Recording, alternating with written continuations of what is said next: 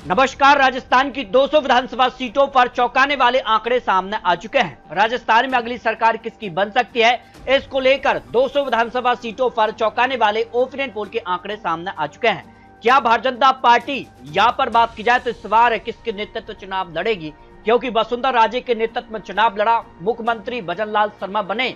वही कांग्रेस की बात की जाए तो कांग्रेस क्या अशोक गहलोत के नेतृत्व में चुनाव लड़ेगी या सचिन पायलट, इन दो बड़े नेताओं को लेकर भी काफी हलचल रही है। तो ऐसे में राजस्थान का सियासी माहौल क्या कहता है, आज चुनाव होते हैं तो किसकी सरकार बन सकती है। 2023 विधानसभा चुनाव में भारतीय जनता पार्टी ने 200 सीटों पर चुनाव लड़ा और 115 सीटों पर जीत हासिल की। वही कांग्रेस ने यहां पर 199 सीटों पर चुनाव लड़ा और 70 विधानसभा सीटों पर जीत मिली। भारतीय जनता पार्टी ने पूर्ण बहुमत सरकार राजस्थान में बनाई। हर 5 साल में सत्ता परिवर्तन यहां होता है, लेकिन इस बार भारतीय जनता पार्टी ने जो रणनीति बनाई है, जो आंकड़े चौंकाने वाले ओपिनियन पोल के सामने आ रहे हैं। राष्ट्रीय लोक दल ने 1 सीट और बहुजन समाजवादी पार्टी ने 2 सीटें हासिल की और भारत आदिवासी पार्टी ने 3 सीटें हासिल की हैं। निर्दलीय ने 8 सीटें यहां पर 2023 में मिली थी। तो इस बार क्या कुछ आंकड़ा बन सकता है, भारत आदिवासी पार्टी जो है इस बार क्या इंपैक्ट डाल सकती है और किस पार्टी का वोट शेयर कम कर सकती है, इसको लेकर भी चौंकाने वाले आंकड़े ओपिनियन पोल को लेकर सामने आ चुके हैं। तो गंगानगर की 6 विधानसभा सीटों में जहां भारतीय जनता पार्टी को 2 सीटें, कांग्रेस पार्टी को 4 सीटें और यहां पर बात की जाए तो भारत आदिवासी पार्टी यानी यहां पर बीएपी पार्टी जो है, और यहां अन्य पार्टी में जिसमें मायावती जी की पार्टी, यहां पर बात की जाए तो अन्य आरएलपी पार्टी या गठबंधन में चुनाव लड़ती हैं, ये भी काफी महत्वपूर्ण हो जाता है। हनुमानगढ़ की 6 विधानसभा सीटों में यहां बात की जाए तो कांग्रेस को सभी 6 सीटों पर जीत की संभावना ओपिनियन पोल में दिखाई दे रही है।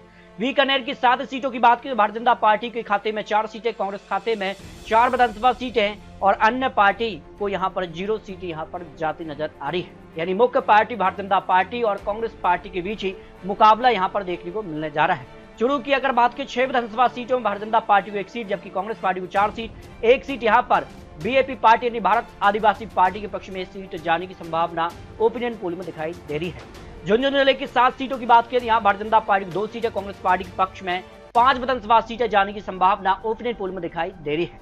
जयपुर की 19 सीटों की बात करें, भारतीय जनता पार्टी को 10 सीटें तो कांग्रेस खाते में 9 सीटें, यहाँ पर बात की जाए तो अन्य पार्टी को 0 सीट यहाँ पर जाती नजर आ रही है। भरतपुर की 7 विधानसभा सीटों की बात की तो भारतीय जनता पार्टी को 5 सीटें, कांग्रेस खाते में 2 विधानसभा सीटें यहां पर जा सकती हैं, जो राजस्थान को लेकर ओपिनियन पोल के आंकड़े सामने आ रहे हैं। सीकर की 8 विधानसभा सीटों की बात की तो भारतीय जनता पार्टी को 3 सीटें, कांग्रेस खाते में 5 सीटें, यहां पर बीएपी पार्टी और अन्य पार्टी के खाते में 0 सीट यहां पर जाती नजर आ रही है। अलवर की 11 विधानसभा सीटों की बात की जाए, जो ओपिनियन पोल के आंकड़े यहाँ भारतीय जनता पार्टी को 4 सीटें, कांग्रेस खाते में 7 सीटें और यहाँ पर बात की अन्य पार्टी को 0 सीट यहाँ पर जा सकती है।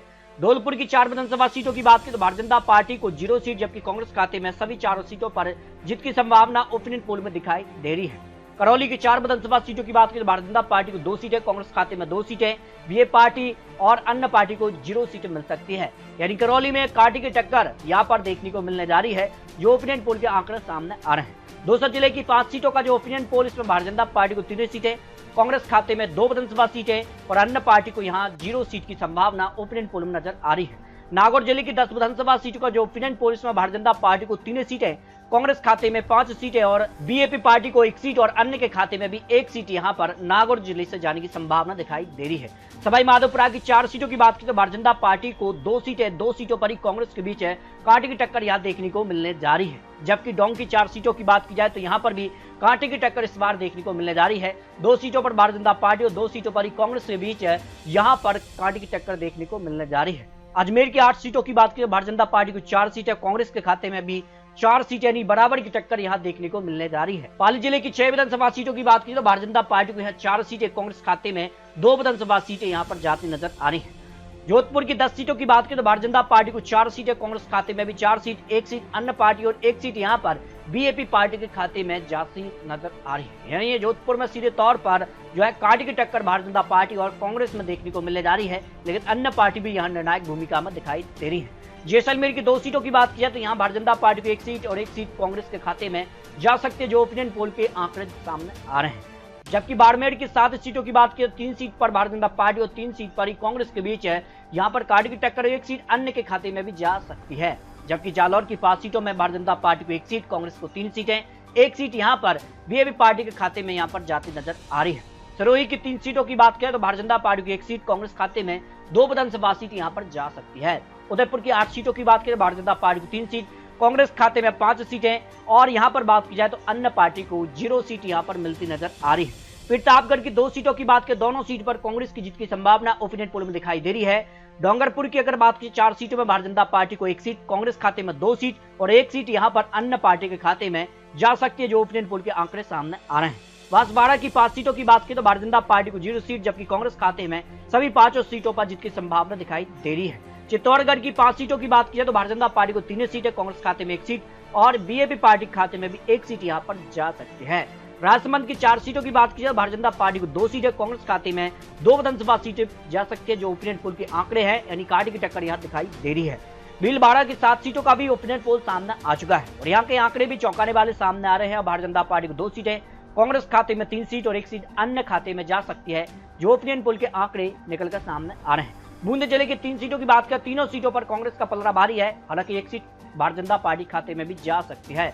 जबकि कोटा जिले की 6 सीटों में भारतीय जनता पार्टी को 2 सीट, कांग्रेस खाते में 4 विधानसभा सीट यहां पर जा सकती हैं। 12 जिले की 3 सीटों की बात करें, तीनों सीटों पर कांग्रेस की जीत की संभावना ओपिनियन पोल में दिखाई दे रही है। झालवाड़ा की 4 सीटों की बात की जाए तो यहां पर 1 सीट भारतीय जनता पार्टी और 3 सीट पर कांग्रेस की जीत की संभावना हो सकती है। इस तरह से बात करें राजस्थान को लेकर 200 विधानसभा सीटों का जो ओपिनियन पोल, इसमें एनडीए को 75 से लेकर 100 सीटों का अनुमान है, जबकि कांग्रेस पार्टी को 100 से 115 सीट, बीएपी पार्टी यानी भारत आदिवासी पार्टी को 5 सीट और अन्य पार्टी की बात की तो 5 सीटें यहां पर जा सकती हैं। यानी आज अगर विधानसभा चुनाव होते तो राजस्थान में कांग्रेस की वापसी मानी जा रही, क्योंकि हर 5 साल में यहां सत्ता परिवर्तन देखने को मिलता है और यही आंकड़े यहां पर सामने आ रहे हैं। लेकिन ओपिनियन पोल के आंकड़े हैं, आखिर भारतीय जनता पार्टी कई राज्यों में उलटफेर कर चुकी है, जो 5 साल में सत्ता परिवर्तन देखने को मिलता है, लेकिन भारतीय जनता पार्टी वहां दोबारा सरकार बना लेती है। तो क्या भारतीय जनता पार्टी का कमल खिलेगा या फिर कांग्रेस की वापसी होगी, ये राजस्थान की जनता तय करेगी। लेकिन आज चुनाव होते तो इस प्रकार के आंकड़े बन सकते हैं, जिस प्रकार के यहाँ पर जो है विश्लेषण ओपिनियन पोल के आंकड़े सामने आ रहे हैं। तो आपको क्या लगता है, आप रख सकते हैं क्या भारतीय जनता पार्टी जो हर 5 साल में सत्ता परिवर्तन देखने को मिलता है, वो क्या यहां पर फिर सरकार बनाएगी या फिर कांग्रेस यहां पर वापसी करने जा रही है? इसको लेकर आप रख सकते हैं। मिलते हैं नए और महत्वपूर्ण आंकड़ों के साथ, तब तक जय हिंद, जय भारत।